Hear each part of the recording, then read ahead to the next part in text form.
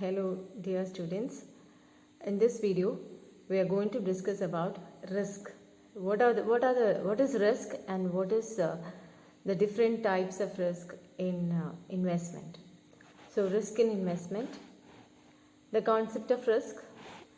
Risk is defined in financial terms as the chance that an outcome or investment's actual gain will differ from an expected outcome or return.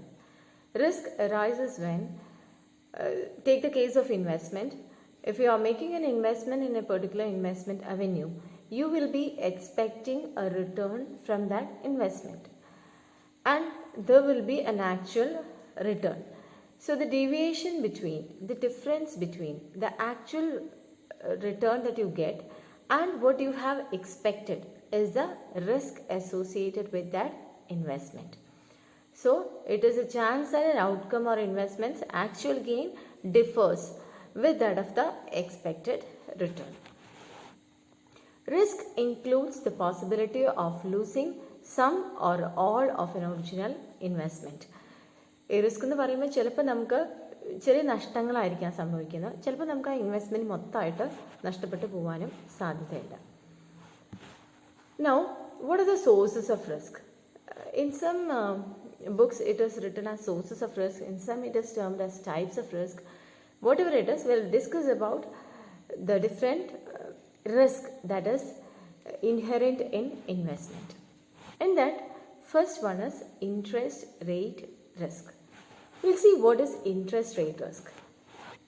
The variability in a security's return resulting from changes in the level of interest rates is referred to as interest rate risk.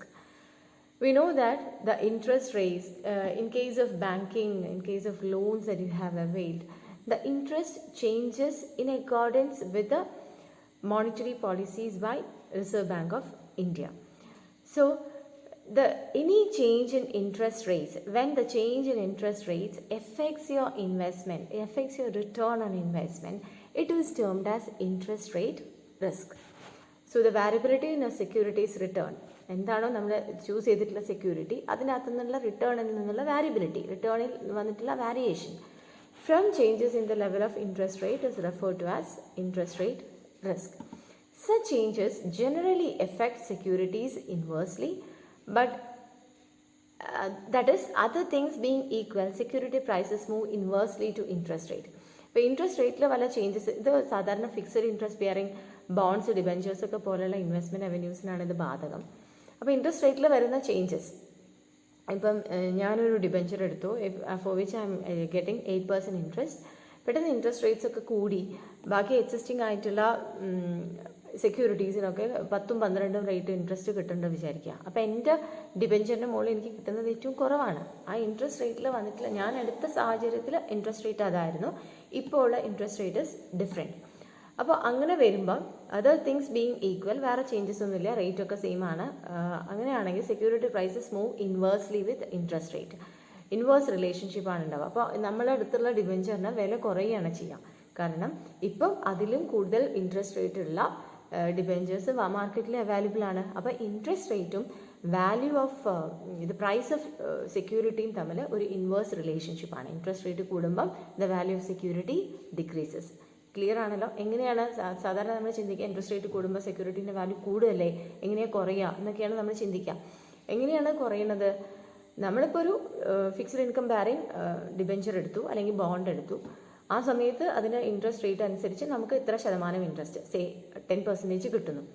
Interest റേറ്റിൽ fluctuations വന്നിട്ട് കുറഞ്ഞു വിചാരിക്കാം. അപ്പോൾ ഇപ്പോൾ എടുക്കുന്ന ഡിബെഞ്ചേഴ്സിനൊക്കെ അല്ലെങ്കിൽ ഇപ്പോൾ എടുക്കുന്ന ബോണ്ടിനൊക്കെ 6%, 8% ഉള്ളൂ പലിശ.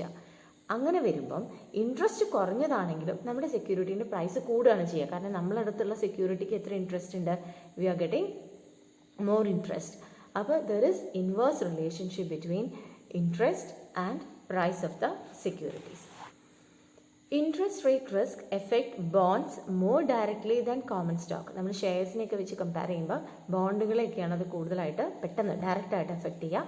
But it effects both and is A very important consideration four most investors. രണ്ടിനും അതിൻ്റെ ഒരു ഇമ്പാക്റ്റ് ഉണ്ടാവും. പക്ഷേ ബോണ്ടിനെയാണ് അല്ലെങ്കിൽ ഫിക്സഡ് ഇൻട്രസ്റ്റ് ബെയറിംഗ് ഇൻസ്ട്രുമെൻസിനെയാണ് അത് കൂടുതലായിട്ട് എഫക്റ്റ് ചെയ്യാം.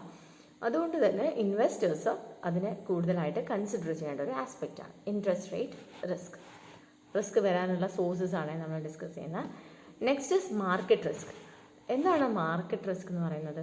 The variability in return resulting from fluctuations in the overall market, that is the aggregate stock market, is termed as, is referred to as market risk. അപ്പോൾ market risk എന്ന് പറയുന്നത് എന്താണ്?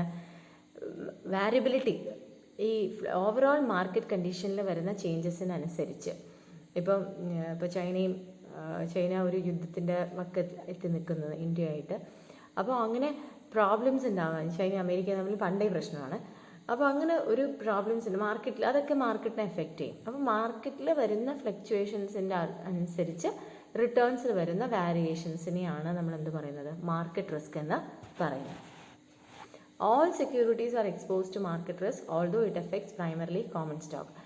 ഷെയർസിനെയാണ് common ആയിട്ട്. ഇപ്പോൾ നമുക്കറിയാം, എക്കണോമിയിൽ എന്ത് പ്രശ്നങ്ങൾ നടന്നു കഴിഞ്ഞാലും ഒരു വാക്കുതർക്കം, ഈ പൊളിറ്റിക്കൽ ബ്യൂറോക്രാറ്റ്സിൻ്റെ ഇടയിൽ ഒരു വാക്പോരുണ്ടായാൽ പോലും അത് പെട്ടെന്ന് ഇൻഫ്ലുവൻസ് ചെയ്യുന്നത് ഷെയർസിനെയാണ്.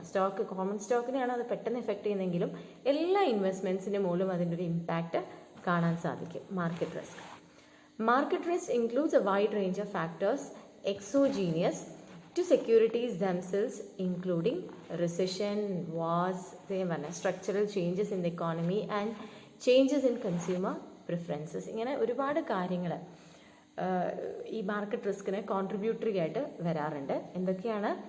ഇത് വേണമെങ്കിൽ യുദ്ധങ്ങളാവാം, റിസഷൻസ് വരുന്നതാവാം. ഇപ്പോൾ ഈ കോവിഡ് കാരണം വന്നിട്ടുള്ള റിസഷൻ ആവാം, ദെൻ ഇക്കണോമിയിൽ വന്നിട്ടുള്ള സ്ട്രക്ചറൽ ചേഞ്ചസ് കൊണ്ടാവാം, ഇതൊക്കെ കൺസ്യൂമർ പ്രിഫറൻസസിൽ വന്നിട്ടുള്ള മാറ്റം കൊണ്ടാവാം. ഇതൊക്കെ മാർക്കറ്റ് റിസ്കിനെ കോൺട്രിബ്യൂട്ടിംഗ് ആയിട്ടുള്ള ഫാക്ടേഴ്സാണ്. അപ്പോൾ മാർക്കറ്റ് റിസ്ക് എന്ന് പറയുന്നത് മാർക്കറ്റിൽ വരുന്ന ഒരു പെർട്ടിക്കുലർ ഷെയറിൻ്റെ പ്രശ്നമല്ല, പെർട്ടിക്കുലർ കമ്പനിയുടെ ഇഷ്യൂ അല്ല, പക്ഷേ മാർക്കറ്റിൽ ഉള്ള ജനറൽ ട്രെൻഡിനനുസരിച്ച് ഒരു വാല്യുവേഷൻ ഇൻ റിട്ടേൺ ഉണ്ടാവുകയാണെങ്കിൽ അതിനെയാണ് നമ്മൾ മാർക്കറ്റ് റിസ്ക് എന്ന് പറയുന്നത്. Hope it is clear. Next we are moving on to inflation risk. Inflation റിസ്കിനെ കുറിച്ചാണ് പറയുന്നത്. Inflation risk, also called purchasing power risk, is the chance that the cash flows from an investment won't be worth as much in the future because of changes in purchasing power due to inflation. Inflation റിസ്കിനെ നമ്മൾ വേറൊരു പേര് പറയുന്നത് purchasing power risk എന്നാണ്. അതായത് ഞാൻ ഇന്ന് invest ചെയ്യുന്നു, എനിക്ക് സേ ഫോർ എക്സാമ്പിൾ 3-5 വർഷം കഴിഞ്ഞാൽ I am going to earn an amount of ₹1 lakh.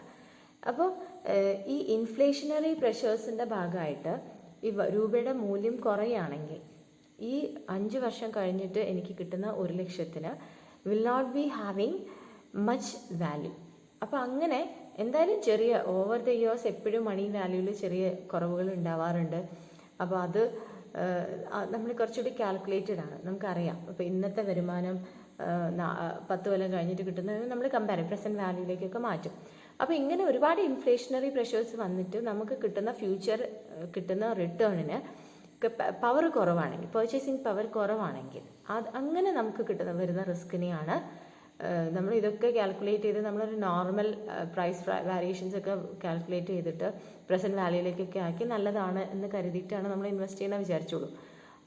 എങ്കിൽ പോലും ഇൻഫ്ലേഷണറി റിസ്ക് എന്ന് പറയുന്നത് നമ്മുടെ പ്രതീക്ഷയ്ക്ക് അപ്പുറത്തേക്ക് ഇൻഫ്ലേഷൻ മൂവ് ചെയ്യുകയും നമുക്ക് കിട്ടുന്ന പണത്തിന് മൂല്യമില്ലാതെ ആവുകയും ചെയ്യുന്ന അവസ്ഥേനെയാണ് നമ്മൾ ഇൻഫ്ലേഷൻ റിസ്ക് എന്ന് പറയുന്നത്.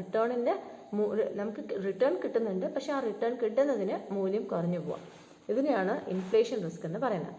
This risk is related to interest rate risk since interest rates generally rise as inflation increases because lenders demand additional inflation premium to compensate for the loss of purchasing power.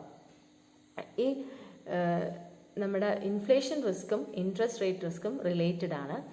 കാരണം ഈ inflation risk ഉള്ളത് കൊണ്ട് ആൾക്കാർ എന്ത് ചെയ്യും, എപ്പോഴും higher interest ആണ് അവർ opt ചെയ്യുക. വെച്ചാൽ പിന്നെ നമ്മളൊരു ഫിക്സഡ് ഇൻകം ബെയറിംഗ് സെക്യൂരിറ്റീസ് ഒക്കെ നോക്കുന്ന സമയത്ത് നമ്മളെപ്പോഴും കൂടുതൽ ഇൻട്രസ്റ്റ് റേറ്റ് ഉള്ളതാണ് നോക്കുന്നത്.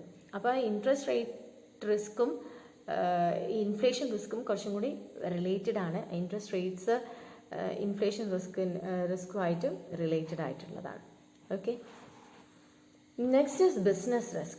The risk of doing business in a particular industry or environment is called business risk.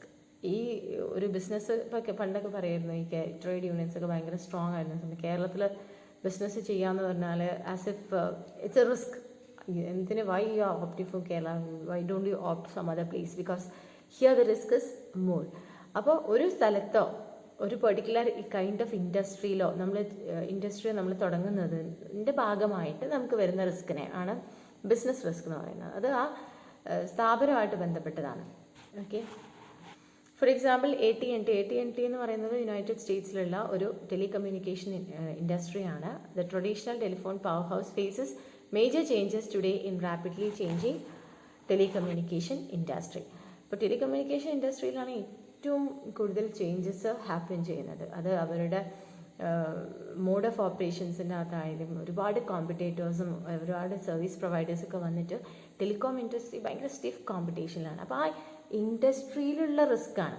It's not that വേറെ എന്തെങ്കിലും ഫാക്ടേഴ്സ് അതിനെ കോൺട്രിബ്യൂട്ട് ചെയ്തിട്ടില്ല. ആ പെർട്ടിക്കുലർ ഇൻഡസ്ട്രിയിലായതുകൊണ്ട് AT&T is facing stiff competition just because or AT&T is having business risk just because it is a part of a particular industry. Telecom ഇൻഡസ്ട്രീൻ്റെ ഭാഗമായതുകൊണ്ട് മാത്രമാണ് അവർക്ക് ഇത്രയ്ക്കും റിസ്ക് ഉണ്ടാകുന്നത്. ഇതിനെയാണ് നമ്മൾ ബിസിനസ് റിസ്ക് എന്ന് പറയുന്നത്. Next is financial risk. Financial risk is associated with the use of ഡെപ്റ്റ് ഫൈനാൻസിങ് ബൈ കമ്പനീസ്. നമ്മൾ ക്യാപിറ്റൽ സ്ട്രക്ചർ പഠിച്ചിട്ടില്ലേ? ക്യാപിറ്റൽ സ്ട്രക്ചർ പറഞ്ഞാൽ ദ കോമ്പിനേഷൻ ഓഫ് ഡെപ്റ്റ് and equity in the capitalization of an organization, അതാണ് capital structure. അപ്പോൾ financial risk ഉണ്ടാവുന്നത് ഡെപ്റ്റ് financing companies കൂടുതൽ ഓപ്റ്റ് ചെയ്യുന്ന സമയത്ത് ഉണ്ടാവുന്നതാണ് ഫിനാൻസിങ് റിസ്ക്. അതായത് നമ്മൾ എടുക്കുന്നതിന് സ്റ്റോക്ക് ആകുമ്പോൾ ഉള്ള പ്രത്യേക ഗുണം എന്താണ്? നമുക്ക് ലാഭം ഉണ്ടെങ്കിൽ മാത്രം ഡിവിഡൻഡ് കൊടുത്താൽ മതി. അതല്ലാതെ നമ്മൾ ഡെപ്റ്റ് ഇൻസ്ട്രുമെൻറ്റ്സിലേക്ക് നമ്മൾ പോകുന്ന ഡെപ്റ്റ് ഇൻസ്ട്രുമെൻറ്റ്സിലേക്ക് ചൂസ് ചെയ്യുകയാണെങ്കിൽ, നമ്മുടെ ക്യാപിറ്റലൈസേഷനിൽ ഡെപ്റ്റ് ഇൻസ്ട്രുമെൻറ്റ്സിനെ കൂടുതൽ ചൂസ് ചെയ്യുകയാണെങ്കിൽ അവിടെ നമുക്ക് ഫിനാൻസ് റിസ്ക് ഉണ്ട്.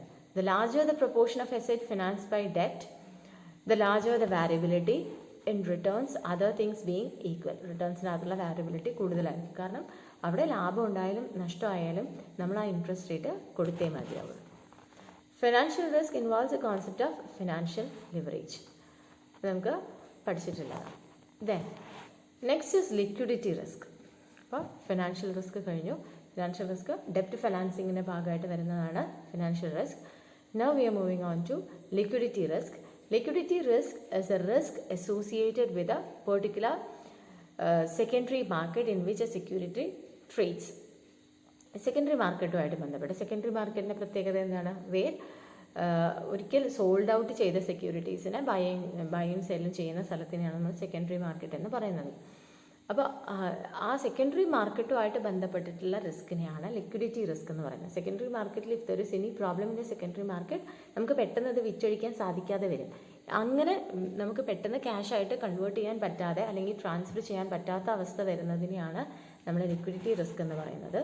An investment can be bought or sold quickly and without significant price concessions is considered to be liquid. എപ്പോഴാണ് രൂപയുടെ അതിൻ്റെ വിലയിൽ മാറ്റങ്ങൾ ഇല്ലാതെ അതിനെ പെട്ടെന്ന് തന്നെ ക്യാഷാക്കി മാറ്റാൻ പറ്റുന്നുണ്ടെങ്കിലാണ് നമ്മൾ അതിനെ ലിക്വിഡ് എന്ന് പറയാം.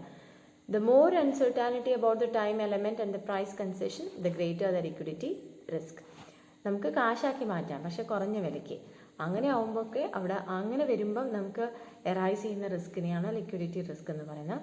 A treasury bill has little or no liquidity risk, whereas a small over the counter stock may have high or substantial liquidity risk. അപ്പോൾ ട്രഷറി ബിൽസിൻ്റെ പ്രത്യേകത എന്താ? ട്രഷറി ബിൽസ് എന്ന് പറയുന്നത് പെട്ടെന്ന് തന്നെ നമുക്ക് ക്യാഷായിട്ട് കൺവേർട്ട് ചെയ്യാൻ പറ്റുന്ന ഇതാണ് ട്രഷറി ബിൽസ് എന്ന് പറയുന്നത്. അപ്പോൾ അതിന് ലിക്വിഡിറ്റി റിസ്ക് ഇല്ല, അതിനൊരു മാറ്റവും വരുന്നില്ല, അതിൻ്റെ പ്രൈസിലൊരു മാറ്റവും നമുക്കറിയില്ല, അത് ഡിസ്കൗണ്ട് ചെയ്തിട്ടാണ് തരിക. അപ്പോൾ എത്രയാണോ നമുക്ക് പോകാനുള്ളത് നമുക്ക് ആദ്യമേ അറിയാം ഇത്രയേ പോവുള്ളൂ എന്നുള്ളത്.